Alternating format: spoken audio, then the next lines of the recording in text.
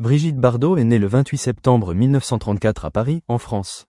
Jeune fille enthousiaste, elle devient rapidement l'icône la plus sexy du cinéma des années 1950 à 1960, grâce à son rôle mémorable dans Et Dieu, créa la femme, aux côtés du réalisateur Roger Vadim, alors son premier mari.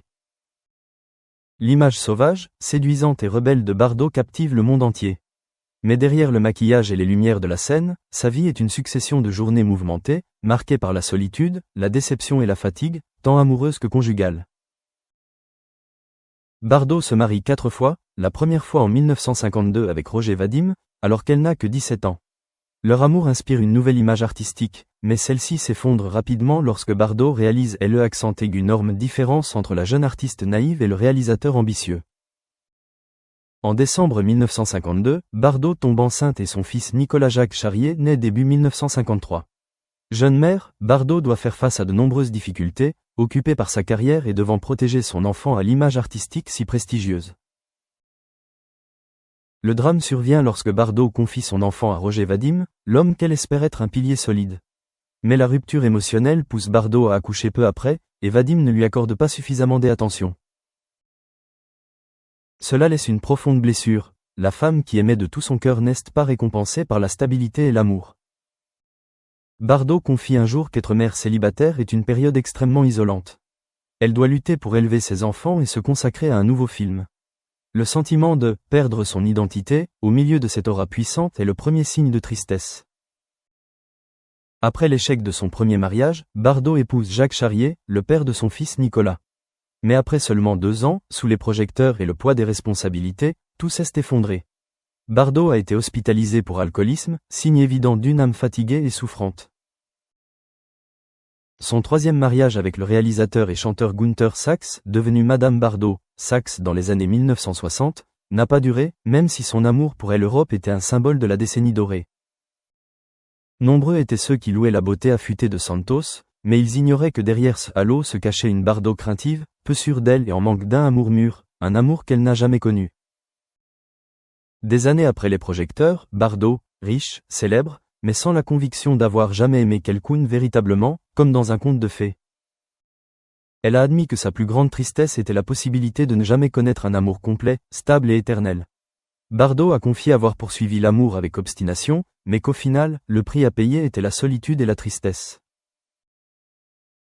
Bardot exprimait son désir d'être aimée comme lorsqu'elle était jeune fille, lorsque l'amour était encore immature, plein d'espoir et poétique. Mais malgré sa célébrité, elle ne trouvait pas de refuge stable. Elle réalisa que c'était sa célébrité qui empêchait quelqu'un de l'aimer véritablement pour ce qu'elle était, et pas seulement pour sa célébrité et sa beauté.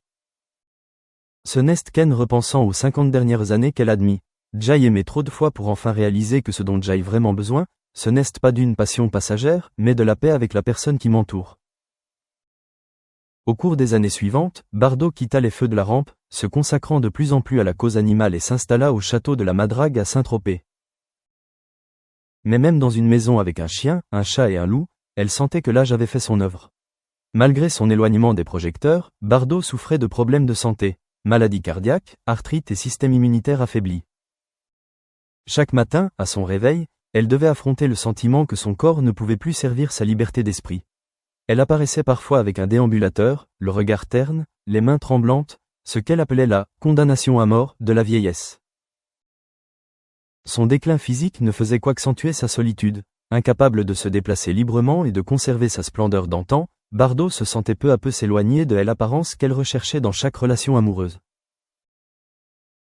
Une santé déclinante souligne encore davantage que la vieillesse ne peut être compensée par l'amour, même s'il peut s'agir d'argent ou de célébrité. Bardot a compris que la santé est le fondement du véritable bonheur, et que lorsqu'on la perd, il ne reste que soi-même et l'obscurité des souvenirs et des espoirs passés. Elle appelait cela, ajouter une tristesse, l'expiration du corps, tandis que l'âme cherche toujours l'amour partout, sans jamais l'atteindre. 4. Bernard Dormal, véritable destination, ou solitude persistante? En 1992, Bardot s'est mariée pour la 4e fois avec Bernard Dormal, un conseiller politique français qui a travaillé pour Jean-Marie Le Pen. Ce mariage dure encore aujourd'hui, plus de 30 ans. Bernard n'est pas un amateur d'art, et ce n'est pas non plus lui qui a aidé Bardot à retrouver sa gloire. Entre Bardot et Bernard existe un lien profond avec la culture, et l'histoire et la politique de la France d'antan. Ils se sont mariés alors que Bardot avait 57 ans, mûr, calme et ne croyant plus à l'amour romantique. Bernard était un partenaire sincère et sans prétention, mais pas suffisant pour guérir sa longue solitude. Selon Bardot, Bernard était quelqu'un qui lui témoignait respect et soutien psychologique, mais pas quelqu'un qui la faisait bondir du lit chaque matin. Parfois, Bardot souriait et disait qu'elle ne recherchait plus la flamme, mais simplement la paix, une paix qui était devenue sa nature. La vie avec Bernard était réciproque, elle avait besoin d'une âme sœur, d'une compréhension, il avait besoin d'une femme célèbre pour soutenir sa vie politique. C'était un foyer solide, mais il n'avait pas le goût du miel, et ne lui faisait pas manquer un baiser passionné. Bardot confiait n'avoir jamais été vraiment heureuse, comme elle le décrivait chaque fois qu'elle pensait à son fils. S'il y a quelque chose de plus épanouissant, c'est la maternité. Et avec Bernard, c'était simplement l'harmonie, pas l'amour passionné. Bardot a aimé et a dû rompre 4 fois, laissant à chaque fois une blessure. De Vadim à Charrier, de Saxe à Bernard, bien que consciente d'avoir besoin de quelqu'un pour l'accompagner, Bardot garde toujours la peur infinie de l'amour éternel.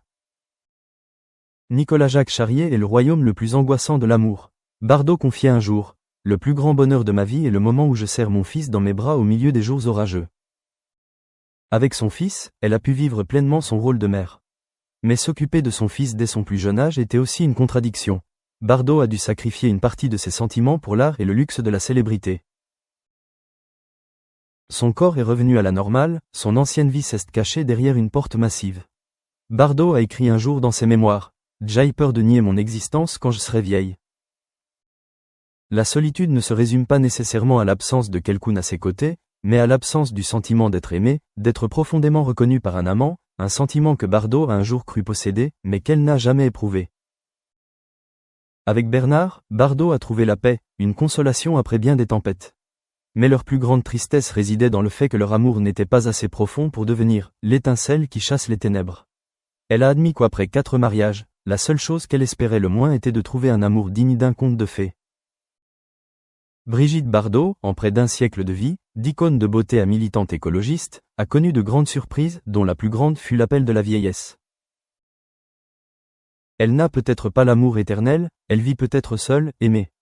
Mais elle a aussi un fils, un partenaire précieux et une passion: protéger les créatures sans nom. À travers tout cela, elle a avoué ce que le public soupçonnait: elle n'a jamais été suffisamment aimée. Mais Bardot n'avait aucun regret, car elle savait que les gens aiment les autres pour ce qu'ils peuvent donner, non pour la douleur qu'ils ont subie. Elle ne gardait aucune rancune. Elle acceptait ce sentiment comme faisant partie d'un art de vivre multidimensionnel, qu'aucun film ne pouvait pleinement recréer. La vieillesse, la maladie, un foyer chaleureux mais non brûlant, une vie d'amour épuisant, tout cela contribuait à créer une Brigitte plus réelle que n'importe quelle légende cinématographique. Dans la tristesse, elle trouvait la sobriété, ce calme qui permet de mieux se comprendre et de savoir: le plus précieux n'est pas l'auréole, mais l'amour sincère, même fugace, même s'il n'est qu'une fois. Brigitte Bardot n'a jamais caché ses blessures, les cicatrices de ses mariages brisés, les morceaux de son âme brisée.